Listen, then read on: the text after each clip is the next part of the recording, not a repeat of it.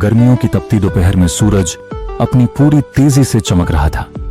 एक छोटे से गांव की गलियों में 17 साल का रिहान दौड़ता भागता अपने घर की तरफ बढ़ रहा था। चेहरे पर थकान के बावजूद उसकी आंखों में उम्मीद की एक चमक थी। उसके मन में सिर्फ एक ही ख्याल था, इस बार ईद पर वह अपनी अम्मी को कोई तोहफा जरूर देगा। रिहान का बचपन मुश्किलों में गुजरा था। उसके अब्बू का इंतकाल तब हो गया था जब वह सिर्फ 10 साल का था। घर में अब बस वह और उसकी अम्मी थे, जो दूसरों के घरों में काम करके घर चलाती थीं। हर साल ईद पर वह देखता था कि उसके दोस्त नए कपड़े पहनते, मिठाइयां खाते और तरह तरह के उपहार पाते थे, लेकिन उसकी अम्मी के पास इतना पैसा नहीं था कि वह उसके लिए नए कपड़े खरीद सकें या ईद की मिठाइयां बना सकें। फिर भी अम्मी हर साल उसे हिम्मत देती और कहती, बेटा, खुशियां पैसों से नहीं, दिल से आती है। रिहान ने ठान लिया था कि वह अपनी अम्मी को ईद पर कुछ खास देगा, लेकिन उसके पास पैसे नहीं थे। उसने सोचने लगा कि कैसे वह पैसे जुटा सकता है। एक दिन उसने बाजार में एक बूढ़े आदमी को देखा जो सड़क किनारे बैठकर लोगों के जूते पॉलिश कर रहा था। यह देखकर उसके दिमाग में एक ख्याल आया, क्यों ना वह भी यही काम करे और कुछ पैसे कमाए। रिहान ने बिना देर किए अपने पुराने जूते पॉलिश करने वाला ब्रश निकाला और गांव के नुक्कड़ पर बैठ गया। शुरू में लोग उसे देखकर हंसते थे।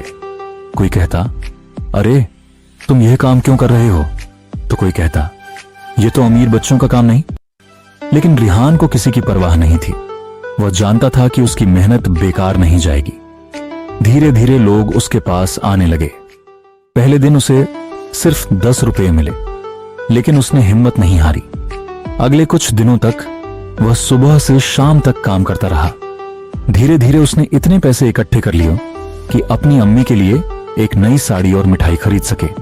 ईद की सुबह आई। पूरे गांव में चहल पहल थी। बच्चे नए कपड़े पहनकर इतराते फिर रहे थे।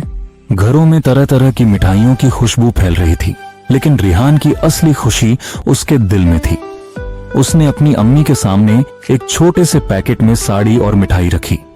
उसकी अम्मी ने जब वह तोहफा खोला तो उनकी आंखों में आंसू आ गए। उन्होंने अपने बेटे को गले से लगा लिया और कहा, बेटा, तुमने मेरी ईद को सबसे हसीन बना दिया, लेकिन तुम्हें यह सब करने की जरूरत नहीं थी।